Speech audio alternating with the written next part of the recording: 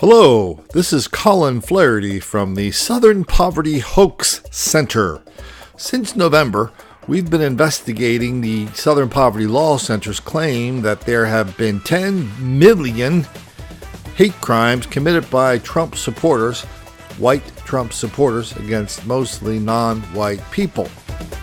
Well, as of April the 7th, 2017, we've been able to demonstrate that 9,999,999 of these 10 million claims have been false. So here's our last claim, the last one we have to investigate. It begins with a letter left at a convenience store down in the Charlotte-Mecklenburg area of North Carolina. It says, and this is following a fire. We'll see the video in a minute. So here's the racist letter. Our newly elected president, Donald Trump, is a nation builder for white America. You all know that. We want our country back on the right track. We need to get rid of Muslims, Indians, and immigrants. Especially, we don't want businesses run by refugees and immigrants anymore. Blah, blah, blah. You're going to take our job doing business. You are not allowed to do business anymore. We know you are one of and many other immigrants doing businesses here. This is our warning. Blah, blah, blah. We are not responsible for the torture starting now. God bless America. Signed, White America. Why don't we get the local news report on this hate crime? See how long it takes him in this story on the hate crime. See how long it takes him to tell us what actually happened. And when they tell us what actually happened, see how they minimize it.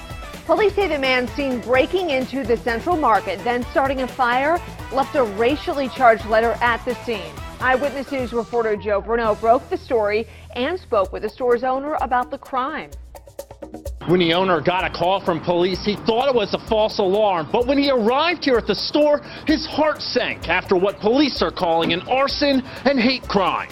There is no word to express how I'm feeling. Kamal Damal's Indian and Nepali market has been a staple in East Charlotte for years. But right now, he says it doesn't feel like home. They make it scare for the refugee and immigration. Police are investigating an arson and hate crime at Damal's Central Market. In this exclusive surveillance video obtained by Channel 9, you can see the suspect throw a rock through the front door. The suspect later comes back and throws something that is flaming through the window. But Damal says the most frightening part is this note the suspect left behind.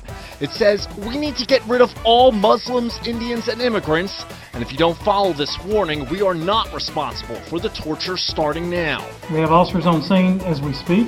We'll have officers through the night out there. CMPD is working with federal officials to track down the suspect.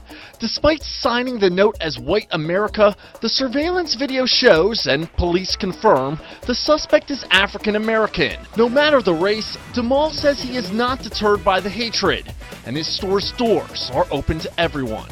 Definitely very stronger, because if they are stronger, they come in daytime. The owner is meeting with his insurance company to go over the next steps. Well, that about does it for our 10 millionth hoax. The 10 millionth report of a hate crime committed by a white Donald Trump supporter since the election. The 10 millionth case where that turned out to be just one big fat lie. It's interesting when you look at the tone of the stories. When we catch somebody in a hoax, they wait till the end of the story to kind of let us know. But when they think they've got something, then when they think they've got a real live case of white on black racism and violence, which is extremely rare, boy, that leads the broadcast.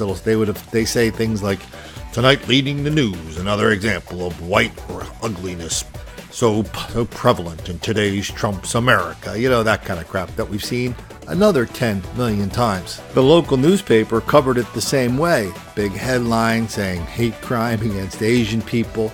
Then they give you the contents of the letter about white people want this, white people are doing this, signed white America, keeps going on and on. And basically the tone of the article was, oh yeah, by the way, that thing wasn't written by a white person, but it was written by a black person pretending to be a white person, and that doesn't have any meaning anyway. So let's us all pretend that it really is a real hate crime and not one big fat hoax like the other hoaxes we've been reporting on ever since November.